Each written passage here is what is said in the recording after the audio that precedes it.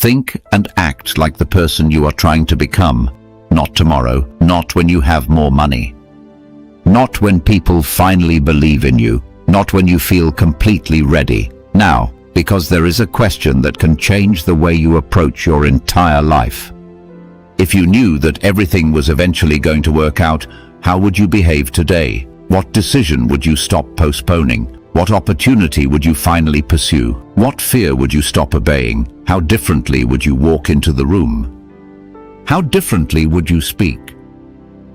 How differently would you respond when something went wrong? Most people believe confidence comes after success. They think first you win, then you become confident. First you receive proof, then you believe. First the world changes, then you change. But very often, life works in the opposite direction. You begin by changing the person making the decisions, and eventually, different decisions begin producing a different life.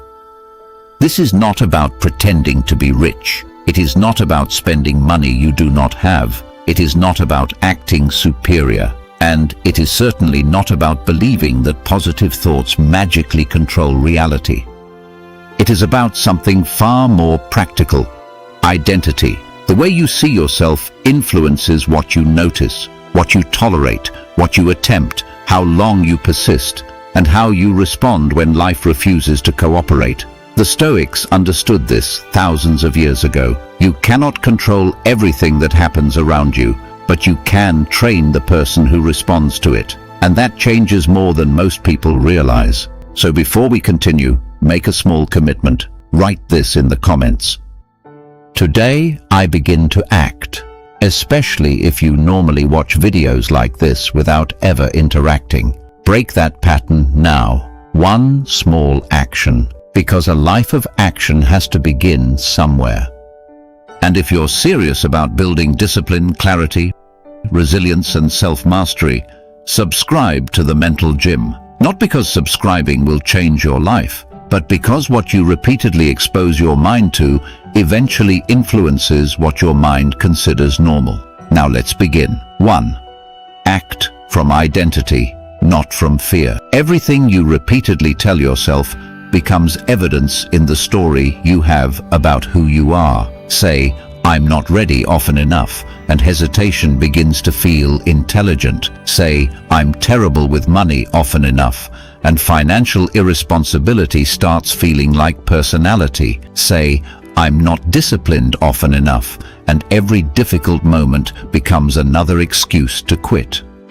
The danger is that eventually you stop questioning these statements. You simply call them reality. But many of the beliefs controlling your behavior are not permanent truths. They are rehearsed conclusions. And rehearsed conclusions can be challenged. Imagine two people invited to lead an important presentation. The first spends the entire morning thinking, "I'm going to embarrass myself. Everyone else is more qualified. I don't belong there." By the time the presentation begins, the body has already responded.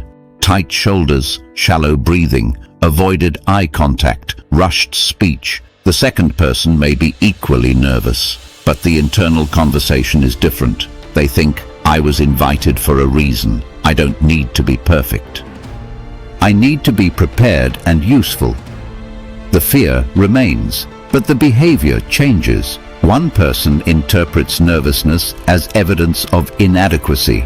The other interprets it as something that can be carried. That distinction matters. Epictetus taught that people are disturbed not simply by events, but by the judgments they form about events. Your interpretation becomes part of your experience. So stop waiting to feel like the person you want to become. Ask a better question.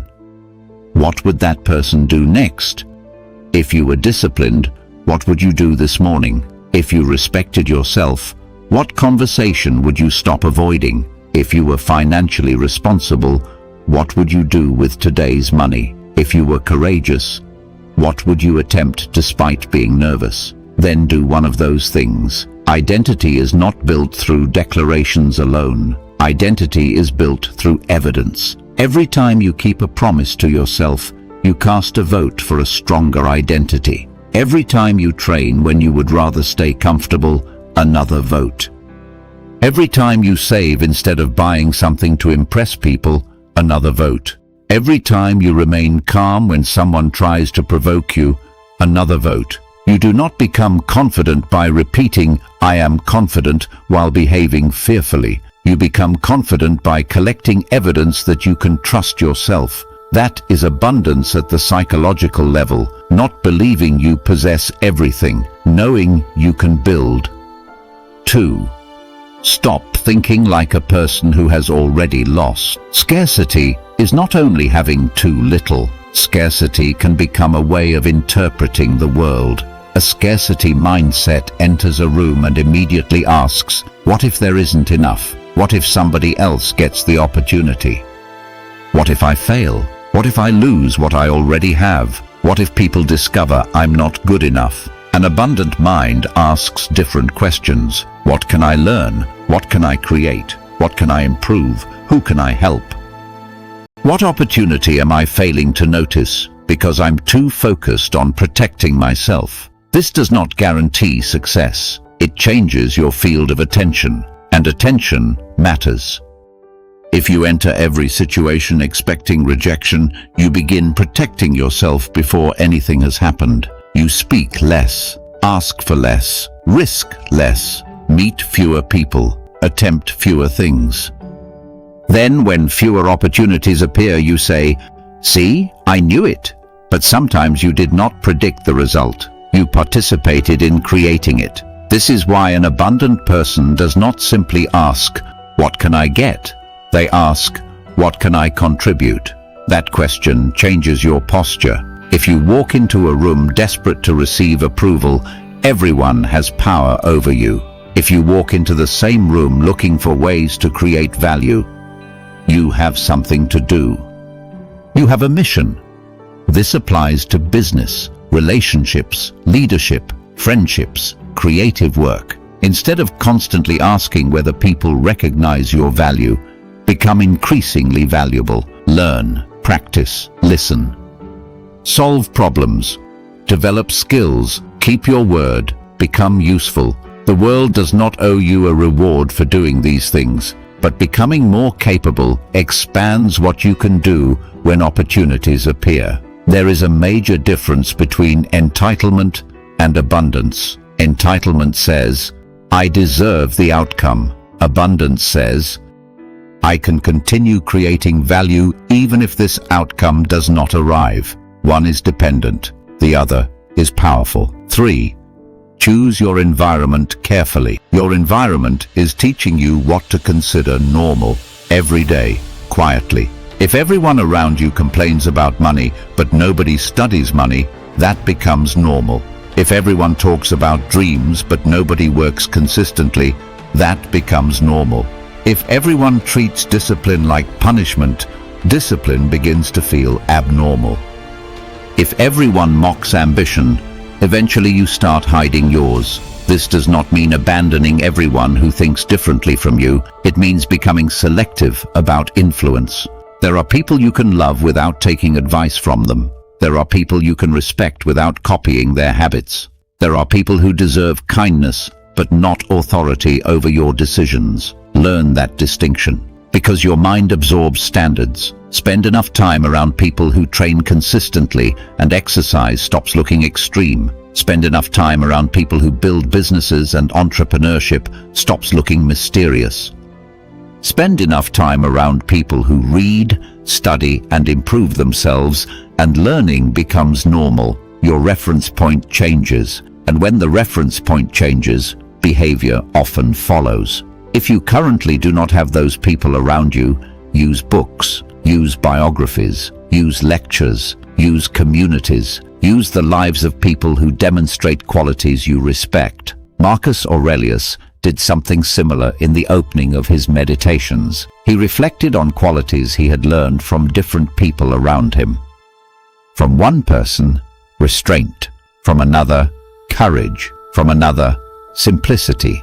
From another, discipline. That is a useful practice. Instead of only asking whether you like someone, ask, what does this person reinforce in me? After spending time with them, do I become more focused or more distracted? More courageous or more cynical? More disciplined or more careless? More grateful or more resentful? Your environment does not determine your destiny, but pretending it has no influence is foolish. Protect what enters your mind, not because you are fragile, because repetition is powerful. 4. Abundant people do not need everyone's approval.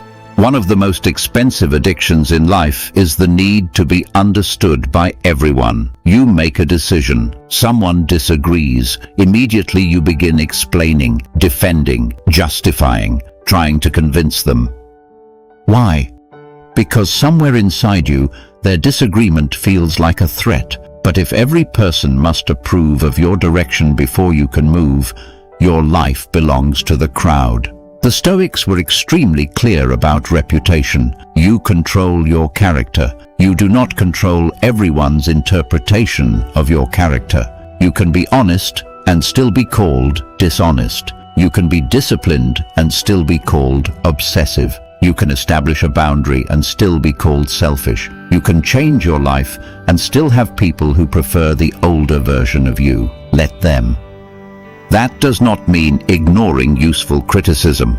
A wise person listens. If someone identifies a weakness, examine it. If you made a mistake, admit it. If your behavior hurts someone, take responsibility. But useful criticism and the hunger for universal approval are not the same thing.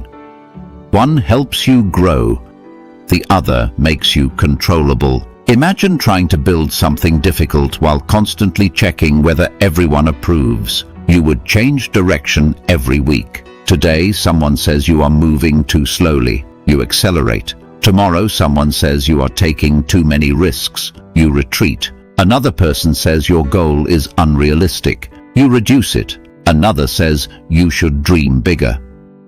You expand it again. Eventually, you are no longer living. You are conducting a public opinion poll. Stop, listen carefully, think clearly, then decide. And once you decide, accept the price of decision. Some people will disagree. Good. They are allowed to. You are allowed to continue. 5.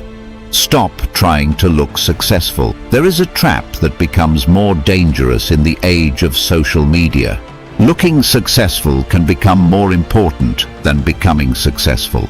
People buy things they cannot comfortably afford to impress people they barely know. They announce plans before doing the work. They chase status symbols while ignoring financial stability. They want the appearance of strength without the discipline that creates strength. But abundance does not need constant advertisement. A person building real financial security may look less impressive than someone spending everything they earn. A person developing a business may spend years appearing ordinary. A person training seriously may work quietly before anyone notices the transformation. A person building character receives almost no public applause at all. And that is precisely why you need to decide what game you are playing. Are you trying to appear wealthy or become financially strong? Appear disciplined or become disciplined? Appear intelligent or learn? Appear successful or build something sustainable? These goals can produce completely different behavior. Seneca, despite being extremely wealthy, repeatedly wrote about voluntary discomfort and the danger of becoming dependent on luxury. Why? Because anything you cannot tolerate losing begins to own you. Comfort is pleasant. Enjoy it. But do not make comfort a requirement for functioning. Money is useful. Build it. But do not make your identity dependent on displaying it. Praise feels good. Accept it. But do not become unable to work without it. Abundance means having resources without becoming possessed by the resources. That includes attention. If nobody saw your workout, would you still train? If nobody knew what your car cost, would you still want it? If nobody applauded your business, would you still build it? If nobody could see the label, would you still buy the shirt? These questions reveal more than they appear to. Because sometimes the thing we think we want is not actually the thing. We want what we imagine the thing will make other people think about us. That is an expensive way to live. Build quietly enough that you can hear your own reasons. 6. Use money as a tool, not as an identity. Money matters. Pretending otherwise is easy when someone else is paying the bills. Money can provide security, options, education, healthcare, time, mobility, experiences, the ability to help people you care about. There is nothing inherently unstoic about building wealth. The question is whether you possess money or money possesses you. A scarcity mindset can exist at any income. Someone earning little may obsess over money. Someone earning millions may also obsess over money. The number changes. The fear remains. Abundance begins when money becomes a tool instead of a measurement of human worth. You should learn how it works. Learn to save. Learn to invest intelligently. Learn the difference between assets and liabilities. Learn how debt works. Learn how taxes affect your decisions. Learn how to negotiate. Learn how to increase the value of your work. But do not confuse your bank balance with your value as a human being. Markets do not measure character. Income does not measure wisdom. Luxury does not measure peace. And poverty does not automatically make someone virtuous either. Money is money. Character is character. Keep the categories separate. This gives you an enormous advantage, because then you can pursue financial improvement without turning every financial setback into an identity crisis. You lost money. Study the mistake. You made money. Study what worked. Neither event needs to tell you who you are. Ask yourself, if nobody could see my financial life, would I make the same decisions? Would I save more, spend differently, invest differently, stop trying to prove something? Your answer may reveal where your money is actually going. And if this part hits home, write in the comments, I use money. Money does not use me. Not as a slogan, as a reminder. The goal is not to worship wealth. The goal is to become responsible enough to handle it. 7. Stop thinking like time is running out. There is another form of scarcity, the belief that you are behind. Someone younger has more money. Someone you know bought the house. Someone else built the company. Someone got married. Someone changed careers. And suddenly, your life begins feeling like a race you are losing. You start comparing your chapter 3 to somebody else's chapter 12. Then panic enters your decisions. You rush relationships because you fear being alone. You choose careers because you fear falling behind. You spend money because you want to look established. You abandon good plans because they are taking longer than expected, but behind according to whose schedule. Stoicism is not an excuse for procrastination. Some opportunities do disappear. Sometimes hesitation has consequences, but urgency and panic are different. Urgency says, this matters, act. Panic says, this must happen immediately or everything is ruined. One creates movement, the other destroys judgment. Many things worth building take longer than your emotions would prefer. A strong body, a valuable skill, financial independence, a reputation, a meaningful relationship, a business, character. You cannot scream at a seed until it becomes a tree. You prepare the soil, you plant, you protect it, then you respect the process. Your life is similar. You control the planting far more than you control the harvest. Your responsibility is today's work. Not forcing tomorrow to arrive early, so replace the question, how quickly can I get there, with, how long am I willing to remain consistent? That question changes everything. Most people can become motivated for a week. Many can survive a month. Far fewer can repeat intelligent actions for years without constant evidence that those actions are working. That is where extraordinary results often hide. Behind ordinary actions repeated longer than most people are willing to repeat them. So stop asking whether you are ahead or behind. Ask whether you are moving in a direction you respect. And if the answer is no, change direction. Not because you are late, because you are awake. 8. Act without needing guarantees. Eventually preparation ends and uncertainty begins. You have studied, planned, asked questions, considered the risks. And still, one question remains. What if it doesn't work? Maybe it won't. You need to be strong enough to admit that. Real courage is not believing failure is impossible. Real courage knows failure is possible and moves intelligently anyway. Epictetus gave us one of the most useful distinctions in philosophy. Some things are up to us, others are not. Your effort is yours. The result is not completely yours. Your preparation is yours. Whether the opportunity appears is not completely yours. Your honesty is yours. Whether someone believes you is not completely yours. Your work is yours. Whether the market rewards it is not completely yours. Your love is yours. Whether someone loves you back is not completely yours. Much of anxiety comes from reversing these categories. We obsess over what is not ours and neglect what is. Bring your attention back. What is yours? That is where your energy belongs. Think of an archer. The archer controls preparation, stance, breathing, aim, release. After the arrow leaves the bow, other forces exist. Wind, movement, distance, circumstance. The archer cannot control reality after releasing the arrow.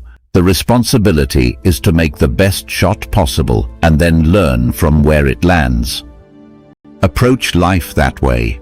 Prepare carefully. Aim intelligently. Release, observe, adjust. And do not misunderstand detachment. Detachment from outcomes does not mean ignoring outcomes. If your strategy fails repeatedly, change it. If nobody wants the product, listen. If your communication damages relationships, improve it. If your habits produce terrible results, stop defending the habits. Reality is giving you information. Use it. Abundant people do not treat every failure as a funeral. They treat failure as information. Yes, failure hurts. Rejection hurts. Losing money hurts. Watching something you worked for collapse hurts. Feel it. Then eventually ask, what is still available to me? Another attempt, another strategy, another conversation, another industry, another opportunity, another year, another way to use what you learned. Sometimes a door really is closed. Fine. What remains? Your response, your character, your ability to rebuild. There is almost always something left, and the person who trains themselves to find what remains becomes extremely difficult to defeat. If you've made it this far, right, I move without guarantees because life never promised certainty. Your goal is not certainty, your goal is capacity. 9. Become capable of carrying more. Everyone wants more. More money, more freedom, more influence, more opportunity. But more creates responsibility. You wanted more money. Now you need the discipline to manage it. You wanted leadership. Now other people may depend on your decisions. You wanted attention. Now criticism comes with it. You wanted freedom. Now nobody is standing behind you telling you what to do. You wanted options. Now you must choose. You wanted success. Now you have something to lose. Obtaining something and becoming capable of sustaining it are different skills. This is why the better question is not simply, how do I get more? Ask, how do I become capable of carrying more? Can you have money without becoming obsessed with status? Can you receive praise without becoming addicted to applause? Can you become knowledgeable without becoming arrogant? Can you become successful without treating people as disposable? Can you enjoy comfort without becoming incapable of discomfort? Can you win without forgetting how to work? Marcus Aurelius held enormous power, Yet his private writings repeatedly remind him to remain grounded. Do your duty. Control your reactions. Remember mortality. Do not become corrupted by status. Power did not eliminate his need for discipline. It increased it. The more influence you have, the more dangerous your weaknesses become. So build capacity. Become more disciplined, more financially intelligent, more emotionally stable, more physically capable, more useful, more patient, more courageous, more honest, more skilled, more comfortable with uncertainty. This is why we call this the mental gym.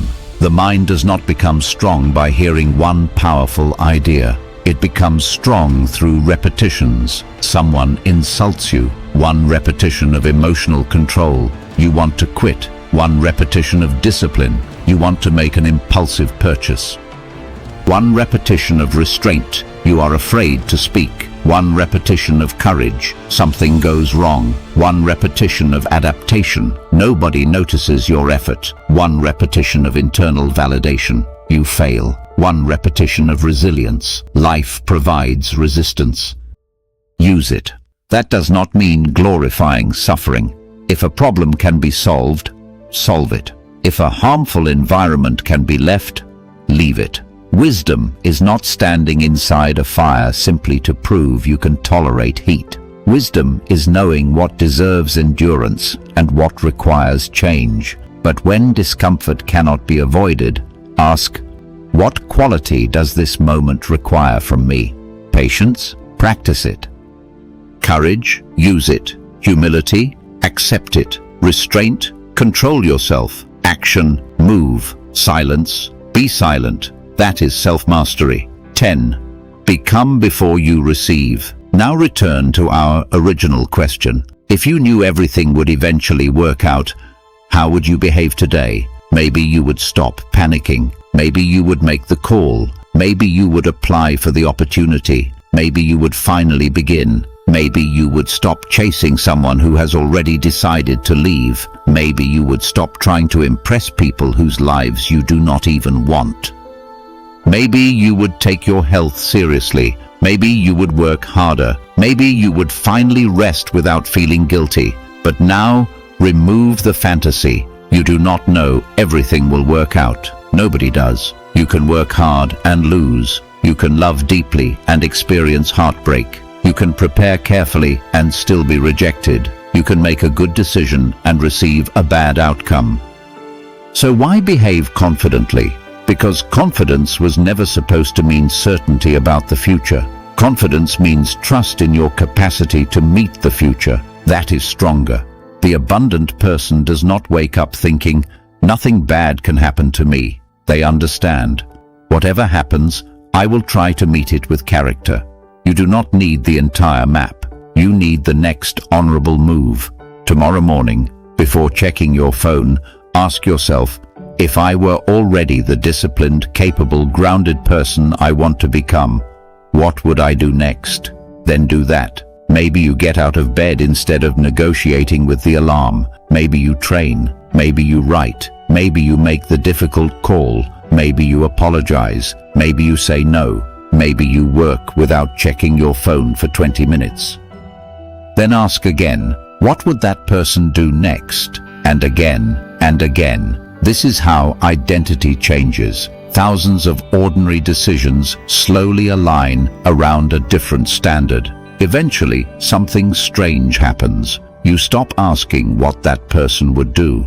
Because you already know. You have practiced the answer. You are becoming that person. The external results may still be coming. Fine. Keep building. There is a victory available before the visible victory. Becoming someone you respect. That is not the consolation prize. That is the foundation. Final. Think about the person you are trying to become. The successful version. The financially stronger version. The disciplined version. The calm version. The courageous version. the person who does not collapse under criticism, the person who walks into difficult rooms without begging for approval, the person who can lose without being destroyed, the person who can win without becoming arrogant. Stop imagining that person only in the future. Bring them into today. What would they do with this hour, with this body, with the money currently available, with the problems currently present, with the opportunities already in front of you? Then act accordingly. Do not pretend you already have what you want. Become capable of handling it. Do not pretend success is guaranteed. Become resilient enough to continue when it is not. Do not pretend fear has disappeared. Move while fear is still speaking.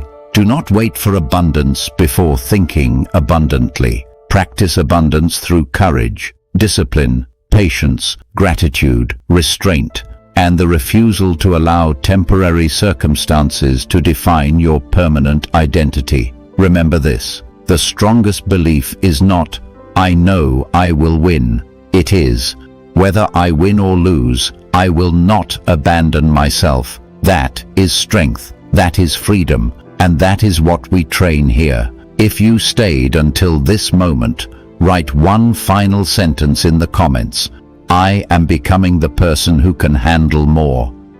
Let that be your commitment, not to receiving everything immediately, to becoming capable of more. And if you want to continue training discipline, clarity, resilience, emotional control, and self-mastery, subscribe to the Mental Gym. We are not here for motivation that disappears tomorrow. We are here to train, because your mind, just like your body, becomes what you repeatedly ask it to do.